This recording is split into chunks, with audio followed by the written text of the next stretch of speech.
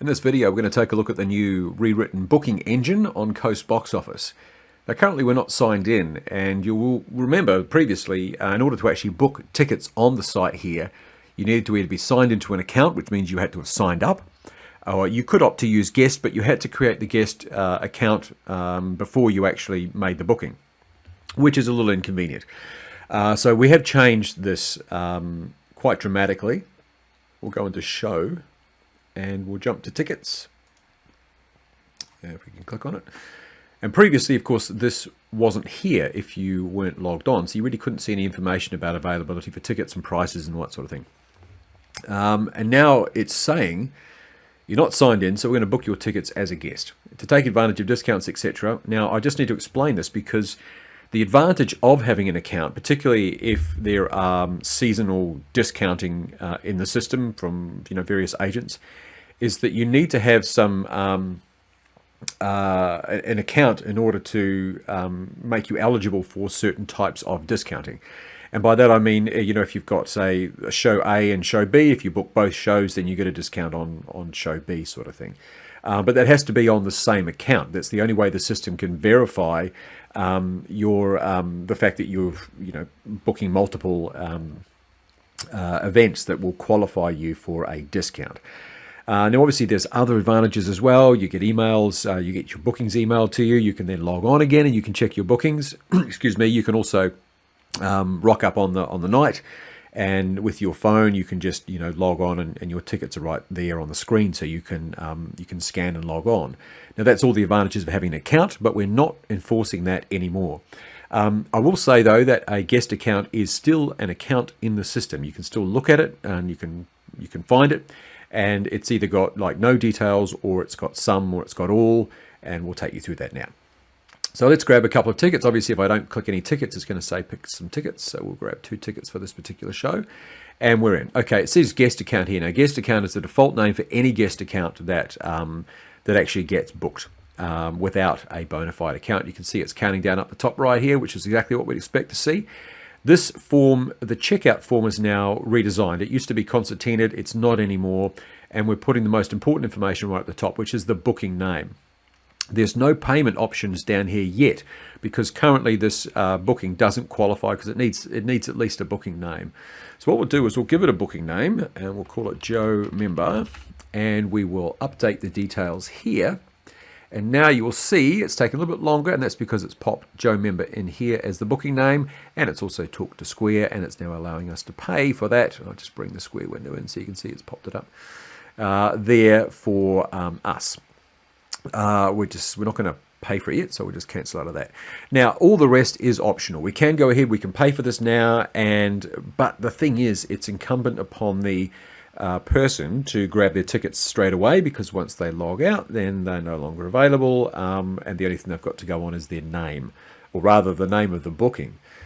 So it's, we're not going to enforce this anymore. It sort of was. I'm just going to put in here Joe Member as the name as well, if I could type correctly, and update that, and that will say, okay, all right, you've updated some information.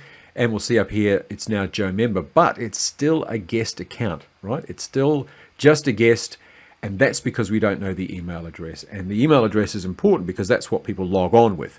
The email address is unique in the system. It identifies you, and it's how we communicate with you, and et cetera, as with any website on the internet today. So we're still a guest until we put a email address in. Now I'm just going to put joe@member.com, because I know in testing we've already had this account. This is offline, by the way. It's not the live system.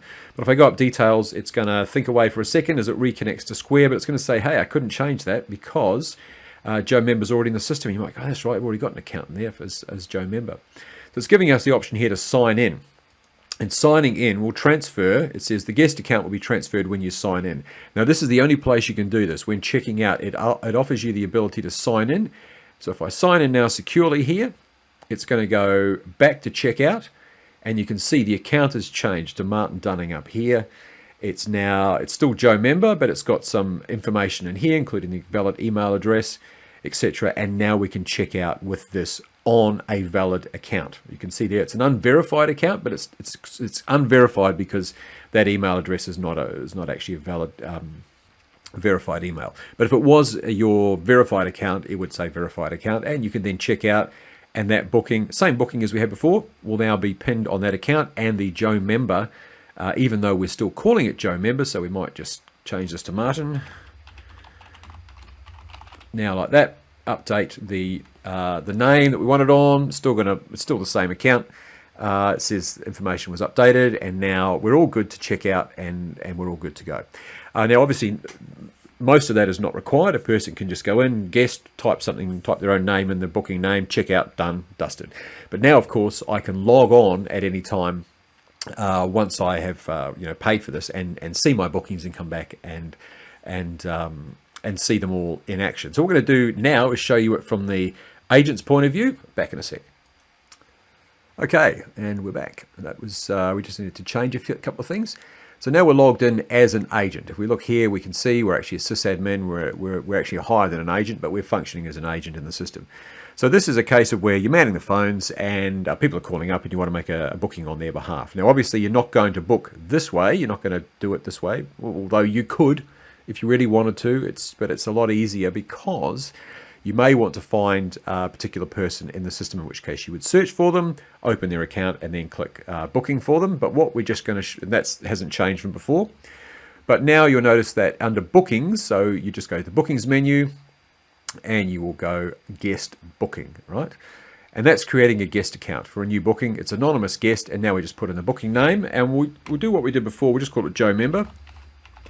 And remember that even though we're calling it this, it's a completely different booking to what we actually had before. It's just an anonymous guest.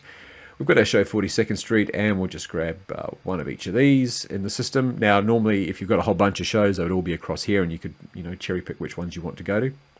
We're going to sit everyone together, and we're going to create the booking. And this takes us directly now to checkout. There we are. We're done. It's still me logged onto the system, but now we have a guest account, and now we can go, we're talking to Joe on the phone, we can go, okay, we've got that for you. It's going to be $90, Joe. Can I get some more contact information for you? And Joe goes, yep, it's Joe. Remember? And you could say, what's your email address? And once you pop the email address, up the details, and they then upgraded to a bona fide account. And that's as simple as that. But for the moment, it's a guest account. And then we can just go ahead and obviously, because we are an admin, we've got the option to pay with EFT or cash, and we could just go, well, let's just boom, done, and that's it, right? There's the and we can just grab the tickets, which we'll do. Give it a second to generate the tickets, and we can just print them out and give them to Joe. You can see his name, Joe, is there, but it's obviously still us as the administrator logged on, but we've created these bookings on this particular guest account for Joe member. And that is it. That is how the system is actually now operating. It's a lot easier for people to just grab tickets and check out without having to worry about signing in. And look, even if they have got an account, maybe they've forgotten their password, or maybe they just forgot they've got an account. You can still, as long as you've got their name, they can then just they can buy tickets and proceed. And if they end up with two accounts in the system, one legit and one guest account, you can merge those together as you sort of. It's not very difficult to do, or you can just leave them. Doesn't matter. It doesn't matter at all. You can still search by name and find things. So that is it. That is the new booking engine on CoastBoxOffice version 4, and we hope you find it a lot more easy to use. Thanks.